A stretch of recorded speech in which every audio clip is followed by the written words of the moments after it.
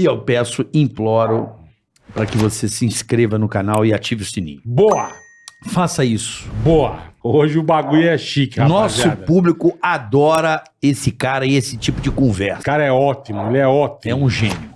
Então inscreva-se no canal, curta, compartilhe.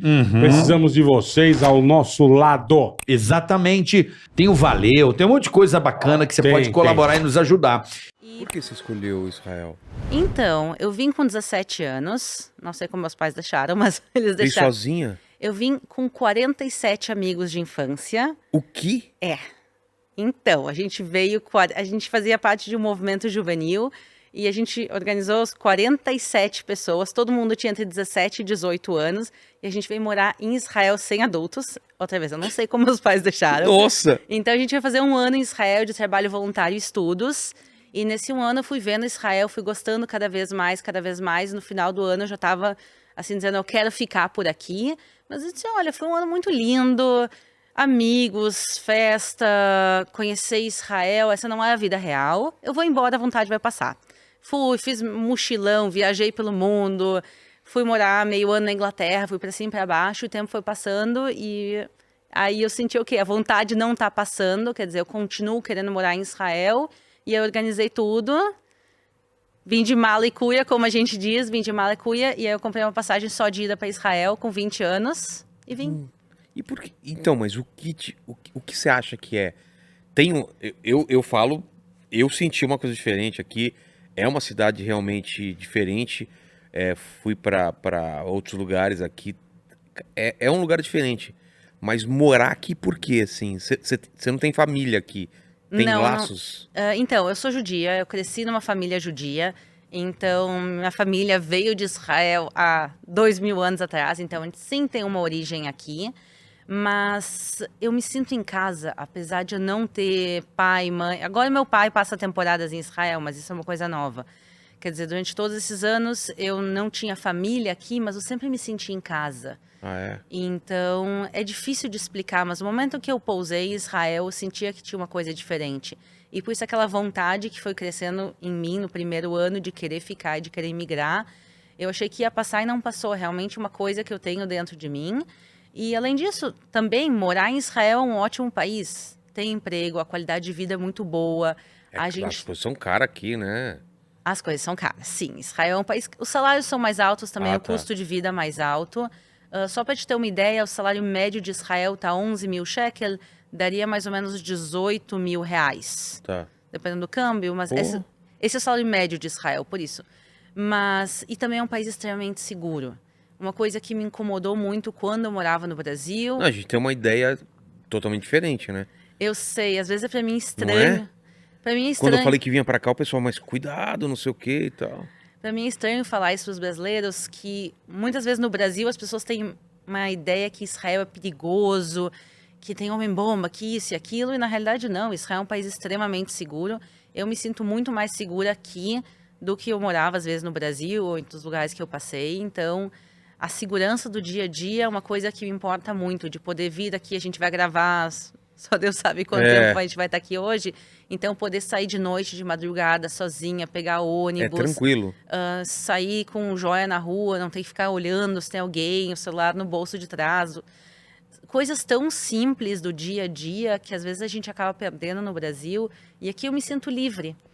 E uma das coisas de o país ser seguro é que a gente se sente muito à vontade com as pessoas. E os israelenses são extremamente chutzpan, eles são extremamente cara de pau. Em que sentido? Todo mundo te trata como família aqui. É pro mesmo? bem e pro mal. Todo mundo te trata como se fosse teu primo. Isso é ruim ou é bom? É os dois.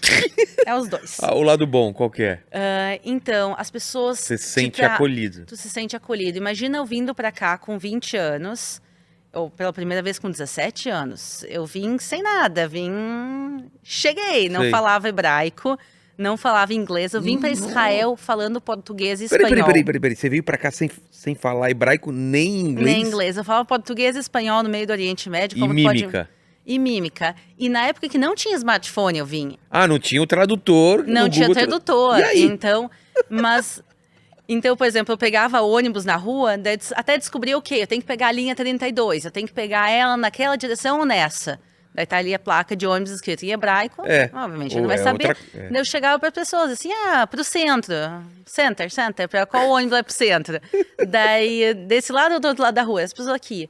Daí eu lembro de uma situação que eu tava em Ramot, que é um bairro aqui de Jerusalém. Eu já falava um pouco de hebraico, eu aprendi hebraico relativamente rápido. Então, 6 meses eu já... né?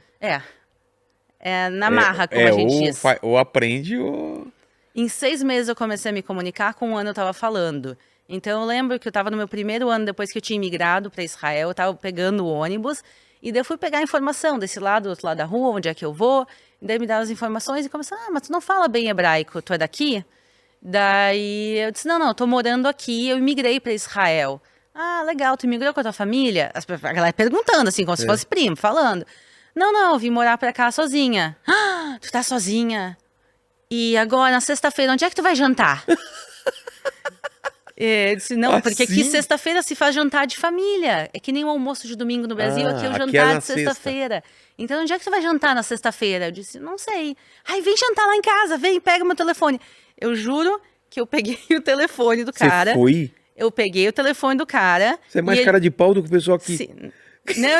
Não, e é normal isso aqui. É normal. Ele me deu o telefone e disse, olha, sou casada, tenho filhos, são pequenos, eles vão gostar de ti, não sei o quê. E eu fui na casa dos caras na sexta-feira, jantei e dormi lá, porque era bem longe da minha casa, eu morava do outro lado da cidade. E táxi é caro, no final de semana não tem transporte público. Eu dormi lá na casa dos caras, comi bem de boa. E as pessoas, assim, quando vêm, principalmente quando me viam jovem, imigrante, sem família em Israel, as pessoas sempre cuidavam de mim. Que legal. Então, eu me mudava de cidade, assim, Eline, você tá precisando de alguma coisa? Eu disse, olha, eu mudei agora para os novos dormitórios, não tem louça aqui. Literalmente, eu cheguei, não tinha louça, tipo, eu não tinha absolutamente nada. Você veio com uma mala só de roupa. Eu vim com 3 malas de 32 quilos, mas a gente não precisa falar disso. Tá bom. Mas toda a minha vida, na realidade, em 3 malas de 32 quilos. Então, assim, eu cuidei para trazer 1, 2 mudas de roupa de cama, mas, assim, coisas básicas eu não tinha. Então, assim, micro-ondas, forno elétrico, porque eu morava nos dormitórios da universidade no início. Então, eu não tinha absolutamente nada. E as pessoas, assim, olha, tem umas louças, assim, com uns pratos aqui em casa sobrando. Então, tipo assim, me entregavam os pratos. Então, eu senti muito isso aqui em Israel. Fui muito acolhida. E eu sei que não é só comigo, eu vejo isso. E se tu me perguntar o lado negativo também de tudo isso, é tão bonito, mas as pessoas se metem muito na vida um dos outros. Não vamos falar de nomes, mas hoje eu encontrei uma pessoa que mora aqui em Israel. Eu estava vindo para cá e já tarde. A pessoa olhou para mim e disse... Mas você tá com uma cara de cansada. Então eu disse, muito obrigada. Eu me arrumei toda pra ir gravar e é isso que tu me diz. Então, falam da roupa, assim, tipo, essa roupa não tá legal, umas coisas assim? Sim, falam assim, tu deu uma engordada. Juro que eles falam isso. O pessoal daqui é minha mãe, então. Minha mãe é assim. Tem uma história que eu adoro. Meu pai foi pro supermercado e ele voltou depois pra casa chocado. Eu disse, o que aconteceu? Ele disse que estava fazendo compras no carrinho. E daí veio uma senhora, olhou para ele, olhou pro carrinho dele, olhou para ele, olhou pro carrinho, foi no carrinho, pegou de dentro do carrinho dele um pacote de pão, tirou, botou na prateleira, pegou outro pacote de pão, botou dentro e disse, esse é mais fresco, e foi embora. Tipo assim, é tipo o que tua mãe faria contigo, é o que as pessoas estranhas fazem aqui. Todo mundo dá palpite na vida de todo mundo. Assim, tu tá no ônibus, eu não tenho carro aqui em Israel até os dias de hoje, eu uso transporte público, feliz, de boa. Então, assim, às vezes alguém pergunta assim, qual é a parada mais próxima do tal evento? Sim. Essa aqui não, mas é aquela. Tu tá indo pro evento? Eu também. Tu gosta daquele artista que vai se apresentar? Daí já vira conversa, daí já vem juntando a galera e a galera fica batendo papo no ônibus. Então, eu me sinto muito bem, que apesar de eu não ter família originalmente em Israel, eu sempre fui muito bem acolhida e tu se sente em família. Eu acho que isso também faz que a gente se sinta em casa. Então, é um país com uma cultura bem diferente da nossa, mas que eu gosto muito de estar aqui. E Jerusalém por quê? Era a sua ideia já desde o começo? Não, Ou não. foi para Tel Aviv primeiro? Como foi? Não, nunca morei em Tel Aviv. Ah, não? Não, eu na realidade vim sem muitos planos de que cidade morar. Eu vim com a ideia de morar em Israel, assim, tipo... Tá. Eu tô feliz em Israel. E daí eu decidi estudar na Universidade Hebraica de Jerusalém, porque era a melhor universidade para estudar. E por isso eu vim, estudei meu primeiro ano aqui. E aí eu fui aceita para o curso de nutrição. Mas a Universidade Hebraica de Jerusalém tem 4 campos. Um deles é fora de Jerusalém. Então, justamente, a nutrição fica em outra cidade ao sul de Tel Aviv. Então, eu me mudei para lá. Eu comecei a morar lá durante parte da minha faculdade. E aí, com os estudos de turismo, quando eu comecei a trabalhar no turismo, aí eu voltei para Jerusalém. Justamente porque o pessoal que vem peregrinar, vem visitar Israel, o centro realmente é Jerusalém. E daí eu acabei ficando aqui por causa do trabalho. Mas eu acho que a cidade é uma cidade com muita força, com muita energia, extremamente caótica também. Mas eu acho que é uma cidade sem igual. Então eu gosto muito de morar aqui, apesar de todas as bagunças que tem na cidade. E você começou com um grupo brasileiro por falar português ou não? Então, eu lembro que quando eu estava fazendo o curso de guia, o diretor do curso, ele já veio para mim e disse, olha, no momento que tu passar na prova, eu te consigo emprego. É, porque... Ele disse, tem uma falta de guias em português em Israel. Imagino. Porque tem outros países, obviamente, que falam português, mas muitos brasileiros vêm a Israel, muitos mesmo. É um dos países com o maior número de turistas para Israel, o Brasil. Ah, é? Então, pré-pandemia, teve quase 90 mil brasileiros. Em 2019, tinha quase 90 mil brasileiros que vieram para Israel. E agora tu pensa quantos guias que falam português em Israel tem. Então, dar não tem conta suficiente. Então, quando eu estava já fazendo o curso, todo mundo dizia, tu vai trabalhar com brasileiros, tu vai trabalhar em português, né? E também tem uma questão de cultura, querendo ou não. Quer dizer, eu cresci no Brasil. É mais fácil. Né? Então, tem uma questão de cultura, de pensamento. Então, eu gosto muito disso. E também, por isso, eu já fui direto. Mas eu guiava, pré-pandemia, eu guiava também brasileiros e também canadenses. Os canadenses eram meus chuchus. Todos os estereotipos dos canadenses estão certos. É? Eles são educados, eles são queridos, eles são pontuais. Então, eu gostava muito de guiar grupos brasileiros, eu me sentia muito em casa com eles. E eu também gostava de guiar meus grupos canadenses. Então, era o que eu fazia normalmente. Mas vamos chegar no seu canal, né? Porque até aí você era guia e não tinha um canal, não gravava nada. Não, nunca foi disso. É? Você começa a trabalhar como guia que ano, mais ou menos? Eu comecei em 2011. 2011, você não era casada? Não era casada. E, sim, eu casei em 2015. Não, em 2015 eu conheci meu marido, em 2016 a gente casou. Tá. Aqui o negócio é rápido. É, tô vendo, É um rápido. ano. Do Mas é momento que a gente se obrigatório? conhece... Não. É uma pressão? Não. Do momento que a gente se conheceu até o momento que a gente casou, do momento que a gente se conheceu até o momento que a gente noivou, passou menos de um ano. Nossa. E daí, no momento que a gente noivou, a família começou a fazer pressão. A família dele. Meu marido é religioso, meu marido é ortodoxo. E a família dele, meu sogro é rabino, com todo capota preta, chapéu, a barba, tudo. Eles são uma família bem religiosa. E eles começaram a botar pressão para casar. Porque aqui, normalmente, no momento que tu noiva, tu casa depois de 3, 4 meses. Sei. E eu disse, gente, eu não tenho como organizar um casamento em 3, 4 meses, vai com calma. E daí eles, não. Eu disse, não. Se querem fazer em 3, 4 meses, a gente faz no Brasil. Daí eles, não. Eu disse, ok, então espere, eu organizo com calma aqui. E daí a gente noivou em março. E o casamento foi em dezembro, sob fortes protestos dos meus sogros, porque demorou tanto tempo.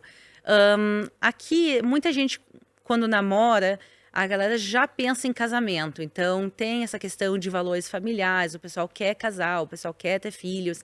Então, é uma coisa normal de namorar alguns meses, noivar e casar é uma coisa de tempo curto, assim. Aquela coisa que a gente vê, às vezes, no Brasil, de namorar 9, 10 anos, aqui não existe. Não existe isso. Não, aqui, assim, é normal. Assim. Para o pessoal ortodoxo, entre o momento de se conhecer e casar, às vezes pode passar 3 meses, 6 meses. Caramba. E o pessoal que não é ortodoxo, às vezes pode passar 1 ano, 2 anos, 3 anos, mas assim, se tu tá 3 anos juntos e não noivou, às vezes o pessoal já começa a olhar estranho. Então aqui é bem. O pessoal é rápido. E de costume você sentiu alguma coisa muito diferente por serem ortodoxos ou não? Então, minha família, eu sou judia, minha família é judia, então eu tô acostumada. Obviamente, eles são mais religiosos, então sempre tem também questões de negociação na família. Quando a gente foi casar, por exemplo, meu marido veio para mim e disse, olha, eu quero que o meu pai nos case.